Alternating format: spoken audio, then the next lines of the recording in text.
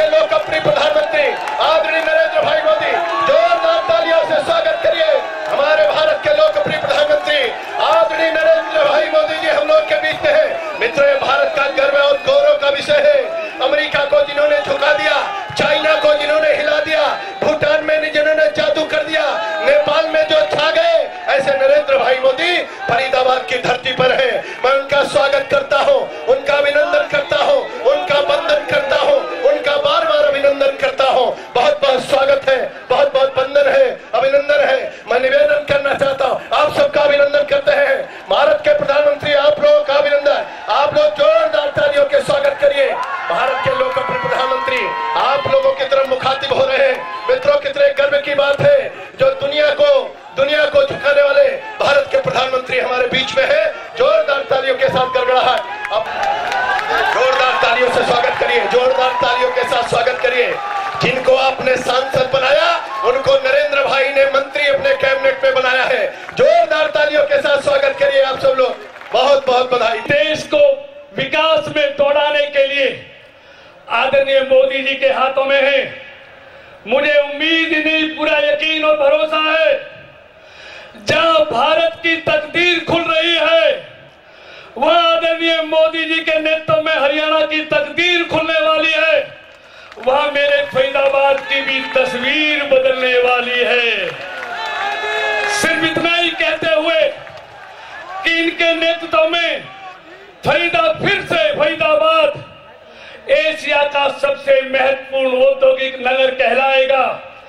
इन्हीं उम्मीद और विश्वास के साथ मैं एक बार पुनः इस भारत के कर्मयोगी प्रधानमंत्री का इस फरीदाबाद की धरती पर उनको सत सत नमन करता हूं, उनका अभिनंदन करता हूं। आदरणीय भाइयों और बहनों, अब मैं निवेदन कर रहा हूं भारत के यशस्वी प्रधानमंत्री आदरणीय मोदी जी आए और आप सबको संबोधित करें। आदरणीय मोदी जी,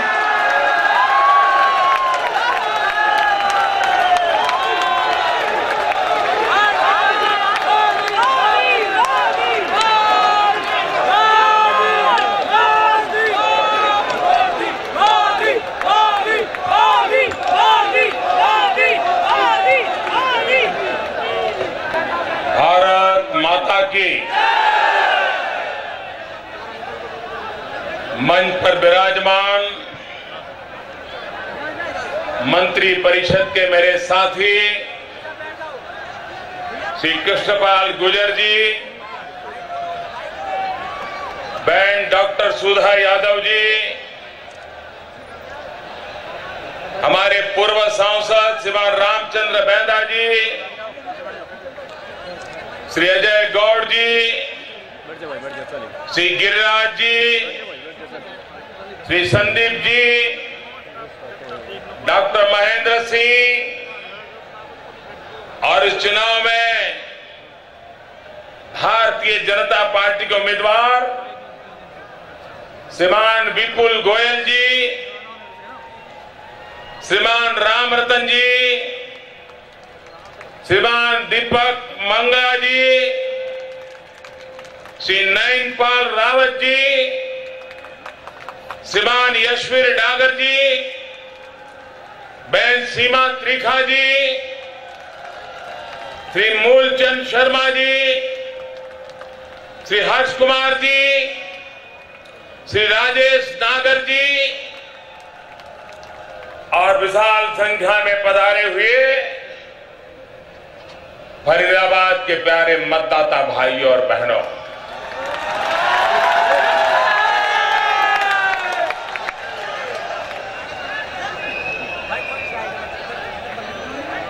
इस चुनाव में ये मेरा दूसरा दौरा है। हरियाणा के चारों कोने में मैं जाके आया हूं और इसलिए मुझे लगता है कि मैं चुनाव प्रचार करूं, उससे ज्यादा ये अच्छा होगा कि मैं आपको अग्रिम बधाई दे दूं।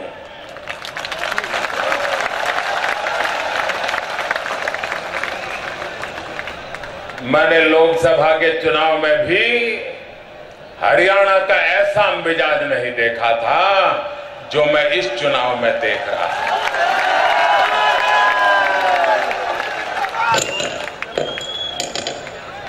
एक आंधी चल रही है, जनसैलाब उमड़ जा रहा है, चारों तरफ विकास की गूंज सुनाई दे रही है। हरियाणा के हर नौजवान ने, हरियाणा के हर मतदाता ने हरियाणा के भाग्य को बदलने का फैसला कर लिया है, कि मुझे साफ नजर आ रहा है भाई।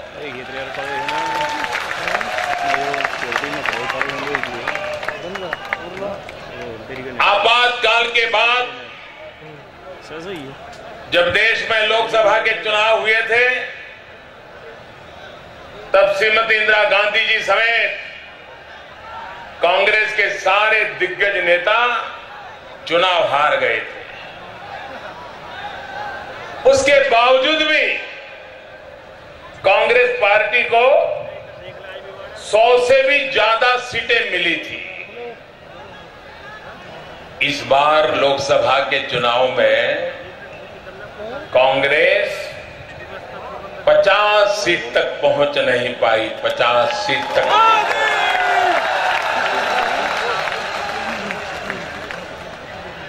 जनता को कांग्रेस के प्रति कितना आक्रोश है, कितना गुस्सा है, यह चारों तरफ नजर आ रहा है। और मैं देख रहा हूं इस विधानसभा के चुनाव में कांग्रेस पार्टी हरियाणा की विधानसभा में डबल डिजिट तक नहीं पहुंच पाएगी, डबल डिजिट तक नहीं पहुंच पाएगी,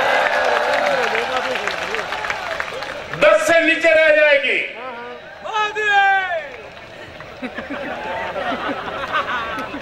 और इसका कारण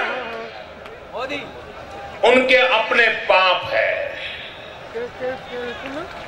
जिस प्रकार से जनता को लूटा गया है, जिस प्रकार से प्रदेश को तबाह किया गया है, जिस प्रकार से किसानों को असहाय बना दिया गया है,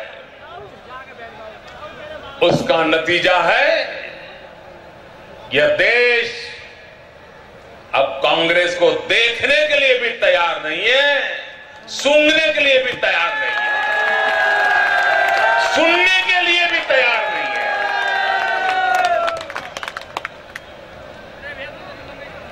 भाइयों बहनों, ये हमारे फरीदाबाद का ये हाल क्यों हुआ?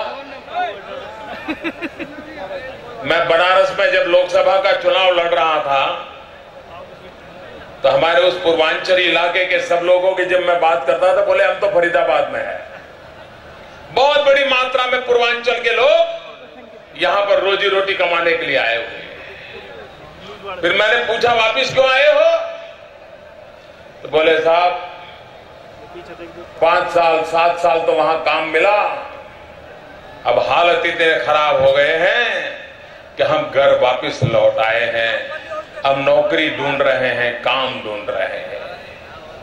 ये फरीदाबाद का ऐसा हाल कैसे हो गया भाई? हरियाणा की औद्योगिक कैपिटल, हरियाणा औद्योगिक विकास में फरीदाबाद के कारण पहचाना जाता था। कहीं से भी कोई नौजवान रोजी रोटी के लिए आ जाए तो 2, 4, 6 दिन में हरियाणा में कोई न कोई काम मिल जाता था, फरीदाबाद में भी काम मिल जाता था, छोटा मोटा काम मिल जाता था, भूखे रहने की नौबत नहीं आती थी। आज उस फरीदाबाद से लोगों को अपने घर वापसी हो रही है, नौकरियां छूट रही हैं, नौजवान बेरोजगार हो रहा है, कारखाने ठप पड़े हैं, बिजली के लिए लोग तरस रहे हैं, बाजार में माल बिक नहीं रहा है। यह हालत किसने पैदा की? भाइयों बहनों, कौन जिम्मेवार है इसके लिए? कौन जिम्मेवार है? क्या जिसने आपको बर्बाद किया, आपकी रोजी रोटी छीन ली, उस कांग्रेस को सजा करोगे? और सिर्फ कांग्रेस ही जिम्मेवार है ऐसा नहीं है।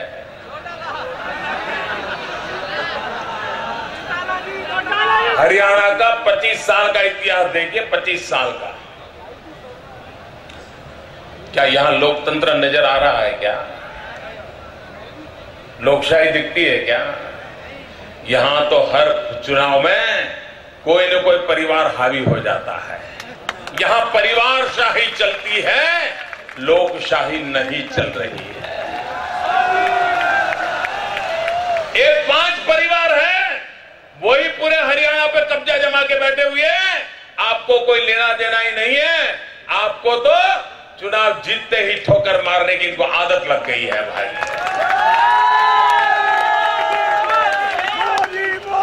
जो मुखिया बन गया, उसके बेटे, भतीजे, चाचा, मामा वाले सारे के सारे लग पड़ते हैं और काम भी बांट लेते हैं। कोई जमीन के प्लॉटों को कब्जा करने का कॉन्ट्रैक्ट रखता है, कोई मकान खाली कराने के कॉन्ट्रैक्ट ले लेता है, कोई पुलिस वालों से हफ्ता लेने का काम कर लेता है, वो तबादले कराने का कॉन्ट्रैक्ट ले लेता है। बड़ा गजब का डिवीजन ऑफ वर्क होता है इनमें। हर बेटों को एक एक डिपार्टमेंट दे देते हैं, तुम उधर से कमा लो, तुम उधर से कमा लो, तुम उधर से कमा लो। भाइयों बहनों, ये लूटो बांटो राज करो,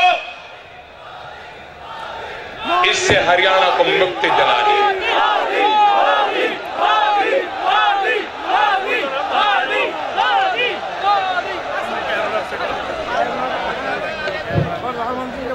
ये परिवारशाही से हरियाणा को मुक्ति दिलानी है। लोकतंत्र अगर मजबूत होगा तो हमारे सामने बैठा हुआ छोटा इंसान भी कभी यहां नजर आएगा। अगर परिवारशाही होगी तो आपके नसीब में कुछ नहीं आएगा। वही पोते के पोते, पोते के पोते, पोते के पोते वही चलते रहेंगे। और इसलिए मेरे भाइयों बहनों,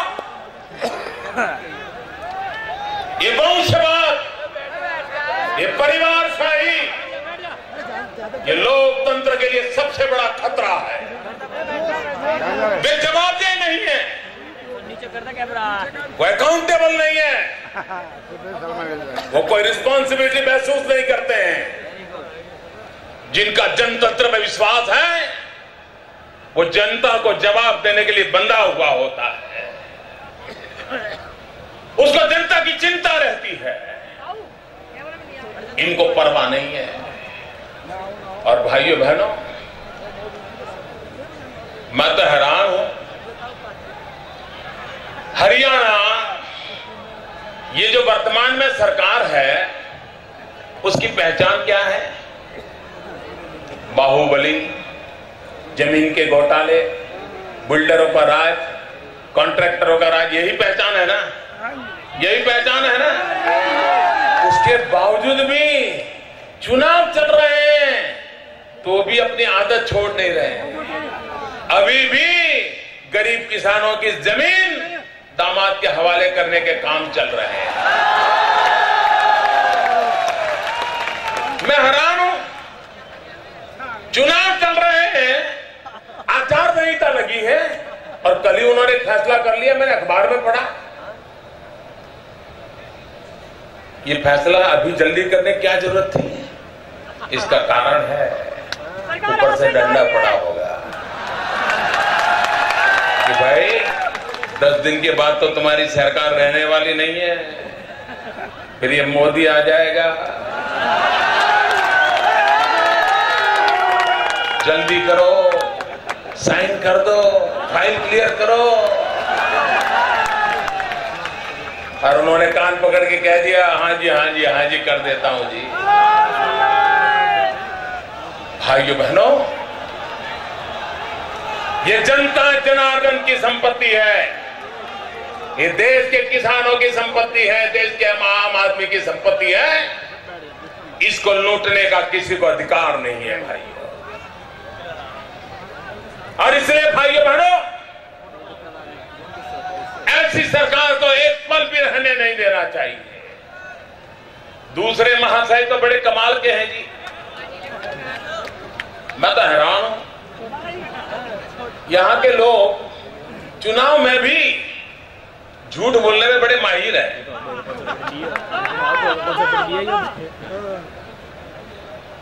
हरियाणा के मुख्यमंत्री जी ने कह दिया कि बासमती चावल का एक्सपोर्ट मोदी ने बंद कर दिया है और इसलिए हरियाणा का किसान बेहाल है। तो मंडी वाले गए मुख्यमंत्री जी के पास, जरा वो कागज दिखाओ तो मोदी जी ने कहां प्रतिबंध डाला है, जरा दिखाओ तो। नहीं बोले कल दिखाऊंगा। दोबारा गए, नहीं बोले अगले हफ्ते। उन्होंने कहा झूठ बोल रहे हो क्या? फिर मीडिया वाले पहुंच गए, मुख्यमंत्री जी जरा दिखाओ तो, मोदी ने कब प्रतिबंध लगाया, जरा दिखाओ तो। अब भागते फिर रहे, जवाब नहीं दे रहे।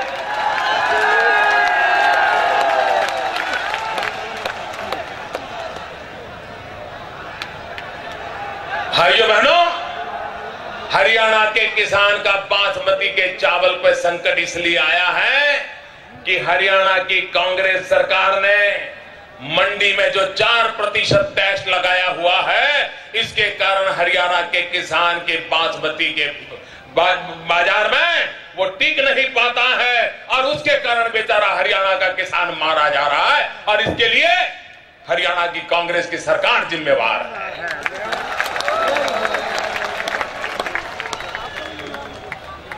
दूसरे महाशय वो भी झूठ बोलने में बड़े काबिल है। किसी समारंभ में मेरे साथ मंच पे बैठे होंगे, सार्वजनिक जीवन में तो हर किसी से फोटो निकलती है, तो मेरे साथ वाली फोटो छाप करके गांव गांव बांट रहे, घर घर, हम मोदी को साथ देने वाले हैं, हमें वोट दो। बताओ, हम मोदी को साथ देने वाले, हमें वोट दो। बाबा माफ करो, मुझे आपका साथ नहीं चाहिए। मुझे 125 करोड़ देशवासियों ने बहुत साथ दिया है, अब मुझे तिहाड़ वालों का साथ नहीं चाहिए।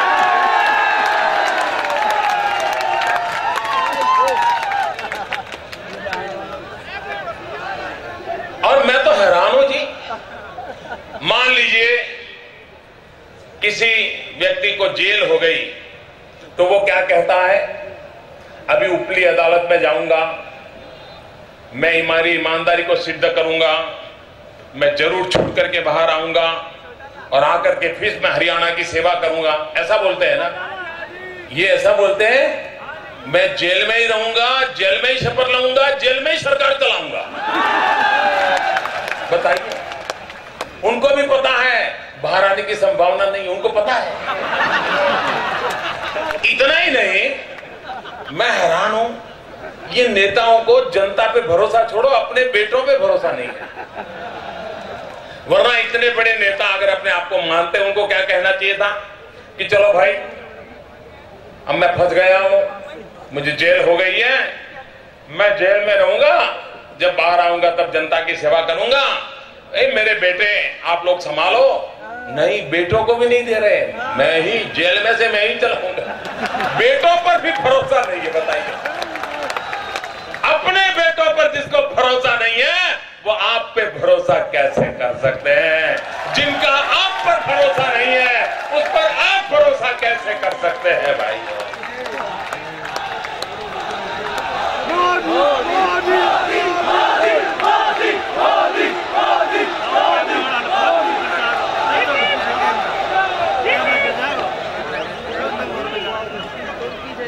पूरा हरियाणा जानता है मेरा हरियाणा के साथ नाता क्या है। मेरी राजनीतिक शिक्षा दीक्षा इसी धरती पर हुई है, ये मेरी कर्मभूमि रही है। आप ही के आशीर्वाद के कारण आज मैं यहां पहुंचा हूं और मैंने तय किया है, जिस मिट्टी ने मुझे बड़ा बनाया उस मिट्टी की मुझे सेवा करनी है, मुझे कर्ज चुकाना है।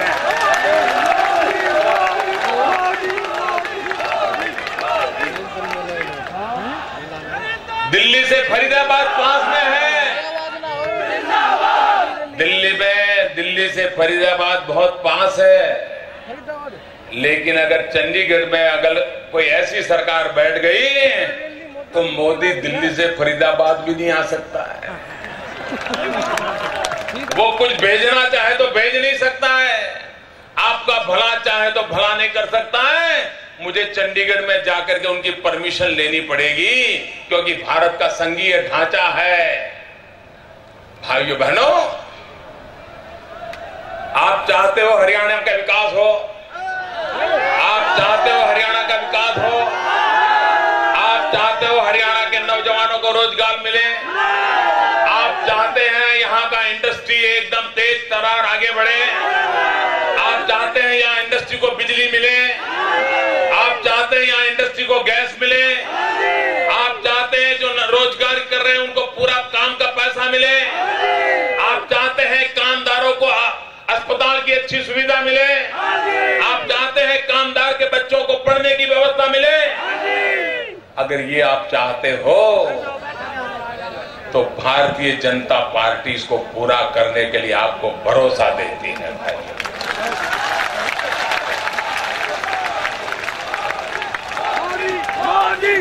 हरियाणा को आधा अधूरा फैसला मत करना, कोई गलती मत करना भाइयों, वरना लोग आप पढ़ेंगे, अब जाति के नाम पर बात करेंगे, अब सिंपैथी गेन करने के प्रयास करेंगे, आंसू बहाएंगे, 2-2, 3-3 पीढ़ियों को याद करेंगे, न जाने क्या क्या खेल खेलने वाले हैं आने वाले 7 दिन में। लेकिन आप तो अपने मन में एक ही बात रखना, हरियाणा का भाग्य बदलेगा तो आपका भाग्य बदलेगा। अगर आपने चूक कर दी, अगर आपने मौका खो दिया, 25 साल तक हरियाणा परिवारवाद में फंसा हुआ है, फिर एक बार इसी चुंगाल में फंस जाएगा। और इसलिए मेरे भाइयों बहनों, यहां एक पूर्ण बहुमत वाली सरकार चाहिए। पूर्ण बहुमत वाली सरकार होगी तो 5 साल के बाद आप उस सरकार के पास से हिसाब मांग सकते हैं। 5 साल के बाद आप उस सरकार का कान पकड़ सकते हैं। आज दिल्ली में आपने मुझे बिठाया है, 5 साल के बाद मेरी जिम्मेवारी बनती है कि मैं पाई पाई का आपको हिसाब दूं, पल पल का हिसाब दूं, और कोई गलती हुई हो तो आप मेरा कान पकड़ सकते हो। हरियाणा में भी ऐसी सरकार बनाइए कि जिसका आप हिसाब मांग सको, जिसकी जिम्मेवारी तय कर सको। 5 साल के कार्यकाल के बाद अगर गलत किया हो तो आप उसका कान पकड़ सको, ऐसी सरकार बनानी चाहिए। अगर मिली जुली बातें करोगे तो आपका यह अधिकार भी चला जाएगा, आपको मौका ही नहीं मिलेगा। क्योंकि फिर सरकार में बैठे हो कहेंगे वो तो मैंने नहीं, उसने किया, वो कहेगा उसने किया, वो कहेगा उसने किया, बात ही चौपट हो जाएगी। और इसलिए भाइयों बहनों, पूर्ण बहुमत वाली सरकार होना जरूरी है। भाइयों बहनों, फरीदाबाद को बिजली चाहिए। मैंने सरकार में कहा है 400 मेगावाट बिजली से फरीदाबाद के कारखाने नहीं चल सकते, 800 मेगावाट बिजली सप्लाई नहीं होगा तब तक यहां पर कारखाने पूरा समय नहीं चल सकता, रोजगार नहीं चल सकते। और ये काम मैं करके रहूंगा भाइयों, यहां के नौजवानों को रोजगार मिले इसकी व्यवस्था करके रहूंगा। वक्त बदल चुका है, फरीदाबाद की इंडस्ट्री को अगर आधुनिक बनाना है तो उसे गैस ग्रिड की जरूरत है।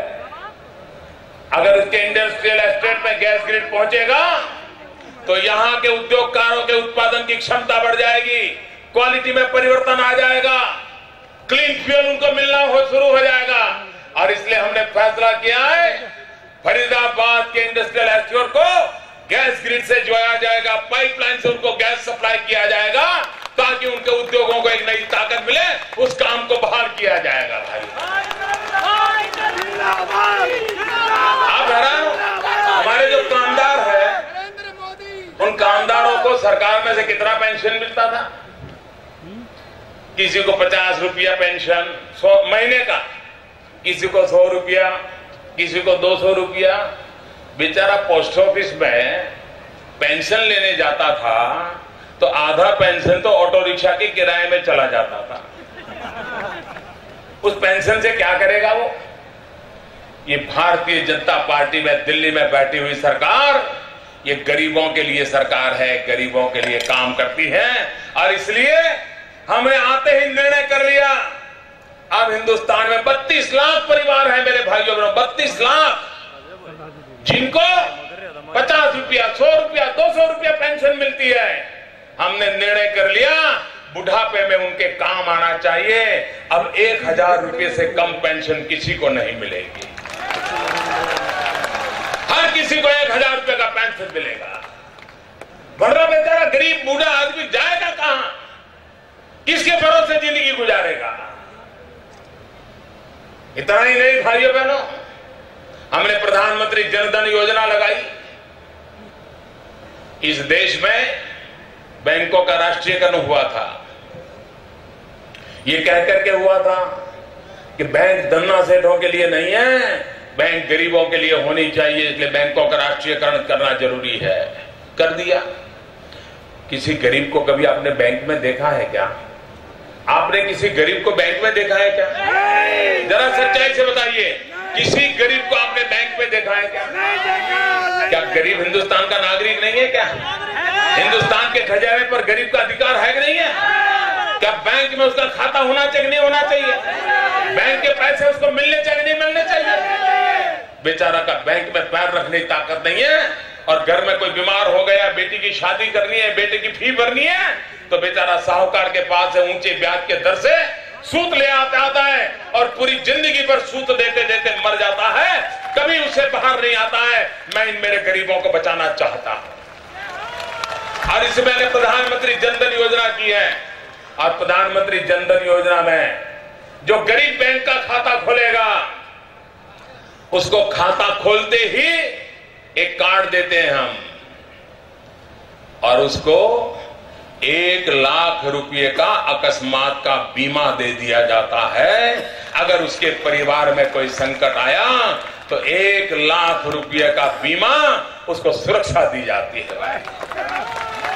और मैं बैंक के सभी कर्मचारियों का अभिनंदन करना चाहता हूं, बैंकों का अभिनंदन करना चाहता हूं। 1 महीने के भीतर भीतर 5 करोड़ गरीब परिवारों का बैंक का खाता खोलने का काम पूरा कर दिया, और 26 जनवरी तक हिंदुस्तान के एक एक गरीब का बैंक का खाता खुल जाएगा। कांग्रेस वाले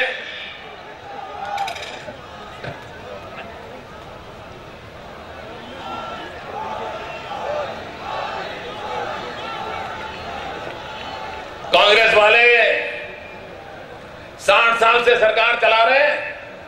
पंचायत में भी कांग्रेस, शहरों में भी कांग्रेस, राज्य में भी कांग्रेस, केंद्र में भी कांग्रेस, एक चक्री राज था उनका। 60 साल के काम का तो हिसाब नहीं दे रहे हैं, और मोदी से 60 दिन का हिसाब मांग रहे। मैं जरा उनको पूछना चाहता हूं, ये गरीबों को बैंक में खाते क्यों नहीं खुले गए? जो काम आप 60 साल में नहीं कर पाए, ये काम हमने 1 महीने में करके दिखाया है। करने का जज्बा चाहिए दोस्तों, गरीबों के प्रति संवेदना चाहिए, तब जाकर के काम होता है। और इसीलिए भाइयों बहनों, अब ये देश इंतजार नहीं कर सकता, देश रुक नहीं सकता। देश का नौजवान बूढ़े माँ बाप के पास हाथ फहरा करके अब जिंदगी नहीं जी सकता है। वो सम्मान से जीना चाहता है, उसे रोजगार चाहिए, उसको काम चाहिए। भाइयों बहनों, आज हरियाणा में राजनेताओं के आशीर्वाद से बाहुबलियों का खेल चल रहा है। मैं आपको वादा करने आया हूं, हरियाणा को बाहुबलियों से मुक्त कराना है। आज 25 साल के जो अनुभव हैं, उससे हरियाणा को मुक्ति दिलानी है, और इसलिए मुझे आशीर्वाद चाहिए आप लोगों के। हमारी माताओं बहनों का क्या हाल है? क्या करके रखा है हरियाणा का हाल? हरियाणा में 1000 बेटे पैदा होते हैं तो उसके सामने 875 कन्याएं पैदा होती हैं। 1000 का गांव होगा तो उस गांव में हर पीढ़ी के 125 नौजवान कंवारे रह जाएंगे, कन्या ही नहीं मिलेगी। क्यों? क्योंकि हमने कन्याओं को मां के गर्भ में ही मार दिया, भ्रूण हत्या का पाप किया है। कन्या को जन्म का अधिकार नहीं दिया है हमने। क्या ये संस्कारिता है? क्या ये सभ्यता है? क्या ये सरकारें हैं? बहुत पीड़ा होती है भाइयों बहनों। हम 21वीं सदी में जी रहे हैं, हम 18वीं शताब्दी में नहीं जी रहे हैं। जब दूध पीती करने का परंपरा चलती थी, हम तो हमको बेटी को मां के गर्भ में ही मार दे रहे हैं। ये कलंक से हरियाणा को बाहर निकलना। हिंदुस्तान के जो 15 जिले हैं जो सबसे हालत खराब है, उसमें 9 जिले हरियाणा के हैं मेरे भाइयों बहनों। क्या मेरे माताओं बहनों से मैं पूछना चाहता हूं, क्या बेटी को जन्मने का अधिकार है कि नहीं है? बेटी को जन्मने का अधिकार है कि नहीं है माताएं बहनें? इन बेटी को जन्मने से क्यों रोका जा रहा है? और इसलिए इस स्थिति को मुझे बदलना है। इतना ही नहीं, आज गांव में भी महिलाएं डरी डरी रहती है।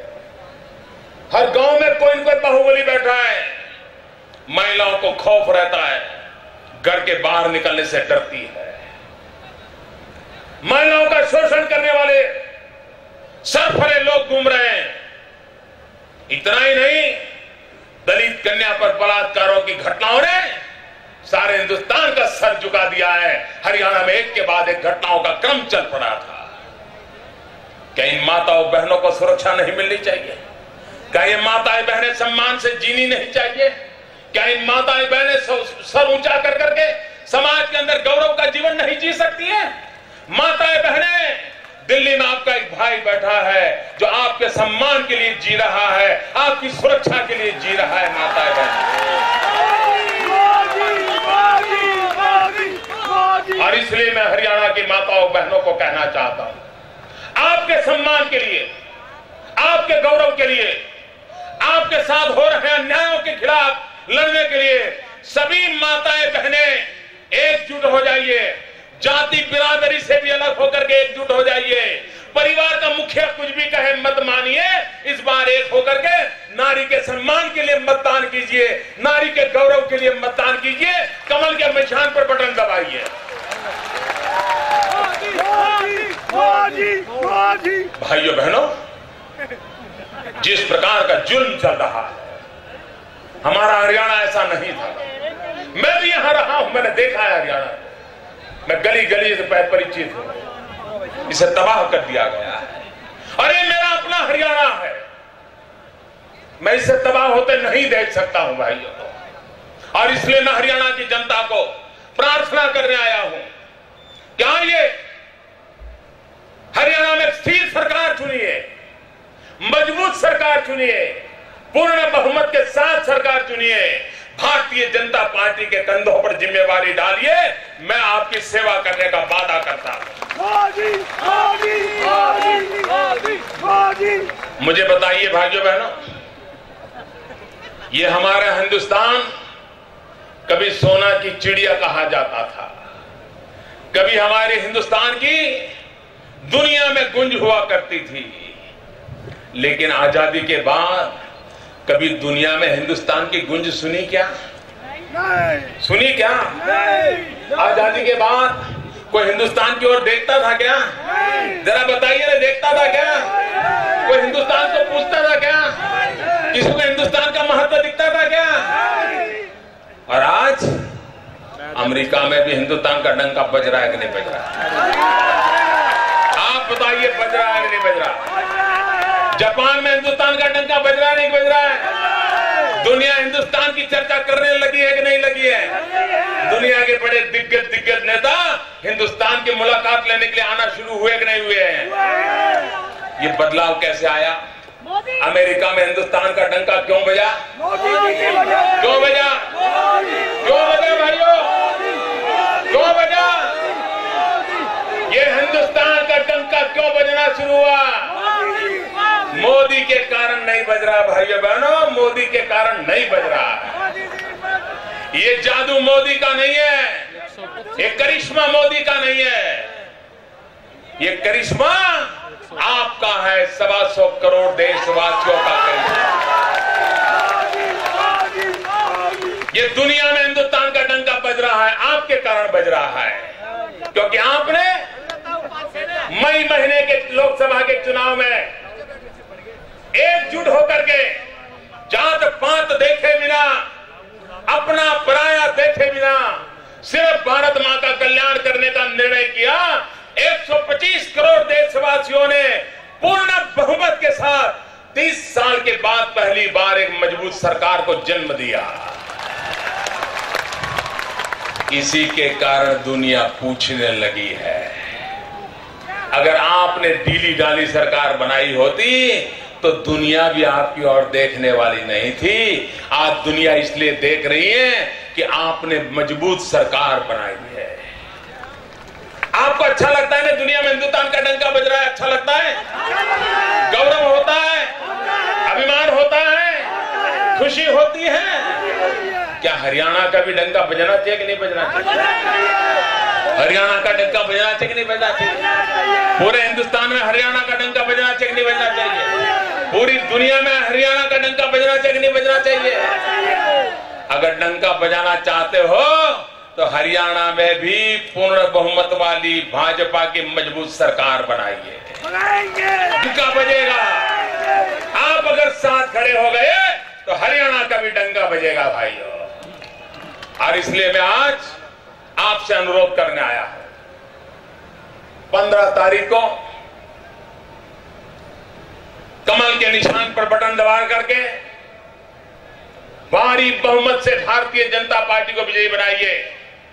हरियाणा में एक नए इतिहास का आरंभ कीजिए, विकास की यात्रा का आरंभ कीजिए, नौजवानों का भविष्य सुरक्षित करने का आगे बढ़िए, माताओं बहनों की सुरक्षा के लिए आगे बढ़िए, मां बहनों के सम्मान और गौरव के लिए आगे बढ़िए, किसानों के कल्याण के लिए आगे बढ़िए। एक चमकता हुआ विकास वाला प्रगतिशील धमकता हुआ हरियाणा बनाने का संकल्प करने के लिए, कमल पे बटन दबाने के लिए मैं आपसे प्रार्थना करता हूं। सभी उम्मीदवारों से मेरा आग्रह है कि मेरे बगल में आके खड़े हो जाए, सारे उम्मीदवार आ जाएं, सब आगे आ जाइए, कैमरा वाले आपको ढूंढ रहे हैं। अच्छा भाइयों बहनों, मेरा एक काम करोगे, सभी नागरिक भाइयों बहनों मेरा एक काम करोगे, मुझे जवाब दीजिए, करोगे? बहनें इधर मेरा काम करोगे, उधर जो दूर दूर खड़े हैं मेरा एक काम करोगे, पक्का करोगे? सभा पूरी होने के बाद आप जब जाएंगे तो पानी का बोतल पड़ा हो, कागज के टुकड़े पड़े हो, प्लास्टिक पड़ा हो, कूड़ा कचरा पड़ा हो, इसको उठा के ले जाएंगे, पक्का ले जाएंगे। यहाँ कोई गंदगी नहीं छोड़ेंगे ना, हमें गंदगी करने का अधिकार नहीं। सिर्फ सफाई वाले सफाई करें और हम गंदगी कर रहे हैं, ऐसा हमारा देश नहीं हो सकता है। हम अपनी जिम्मेदारी को समझे, ये सफाई हम भी करेंगे, पक्का करेंगे। मेरे साथ दोनों मुट्ठी बंद करके बोलिए, भारत माता की, भारत माता की। बड़ी तेज आवाज आनी चाहिए, दोनों मुट्ठी बंद करके, भारत माता की, भारत माता की, भारत माता की।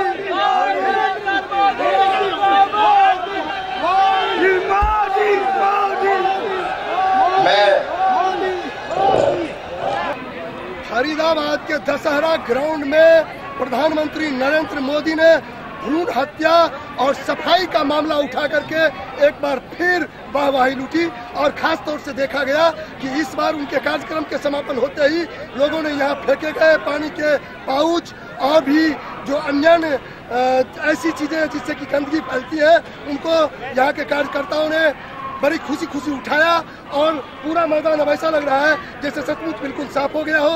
ये इसके लिए खास तौर से भाई नरेंद्र मोदी जी, प्रधानमंत्री जी धन्यवाद के काबिल है। कैमरामैन अभिषेक के साथ मैं हरिशंकर तिवारी, दशहरा गांव, फरीदाबाद।